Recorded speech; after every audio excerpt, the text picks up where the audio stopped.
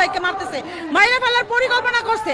এই গণঅভ্যুত্থানের অন্যতম মহানায়ক ডাকসুর সাবেক বিপি নুরুল হক নূরকে মেরে ফেলার জন্য ষড়যন্ত্র করে ওই দিন এই হামলা চালানো হয়েছে। উপদেষ্টা যদি জড়িত না হয়, যেদিন আমাদের নূর ভাইয়ের উপরে হামলা হয়েছে আপনারা দেখছেন যে প্রত্যক্ষ সাক্ষী থাকার পরেও, ভিডিও ফুটেজ থাকার পরেও কেন তারা এত সময় নিল, কেন তারা 15 দিন সময় নিল, তারপরেও 15 দিন সময় নেওয়ার পরে স্টিল নাও এখন পর্যন্ত কেন তারা এটা রিপোর্ট, তদন্ত রিপোর্ট আমাদেরকে দেওয়া হলো না।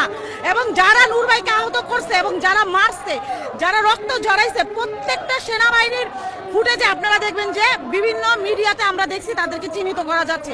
তাহলে এত সময় তারা কেন নিচ্ছে, তাদের দুর্বলতাটা কোথায়? এবং জাপাকে তারা শেল্টার দিয়ে, জাপাকে তারা ওখানে শেল্টার দিয়ে তাদেরকে রক্ষা করতেছে, আর আমাদের এখানে আমাদের নূর ভাইকে মারতেছে, মাইরে ফেলার পরিকল্পনা করছে এই আমরা এটা স্পষ্ট। এবং আরো স্পষ্ট যে যেই দিন আপনার এই নূর ভাই যখন আহত হলো, যখন আমরা হসপিটালে গেছি, যখন আমরা ঢাকা মেডিকেল গেছি, ঢাকা মেডিকেল থেকে অনেকজন আপনার দেখতে গেছে, আসিফ নজরুল স্যার অনেকে দেখতে গেছে, তারা আশ্বাস দিচ্ছে যে নূর ভাইকে কিছুদিনের মধ্যে বিদেশ পাঠানো হবে উন্নত চিকিৎসার জন্য। এবং তাদের পরিবারের সকলের সাথে যোগাযোগ করেছে, ডক্টর ইউনুস তাদেরকে বলছে, একটা আশ্বাস দিচ্ছে যে আমাদের নূর ভাইকে বিদেশে চিকিৎসার জন্য নিবে, কিন্তু এই পর্যন্ত তাদের কোনো পদক্ষেপ নাই। তাহলে কি আমরা ভাইবা নিতে পারি না যেগুলো সব তাদের ইন্ধন এবং তাদের ষড়যন্ত্র এবং তাদের ষড়যন্ত্রের শিকার আমাদের নূর ভাই হয়েছে?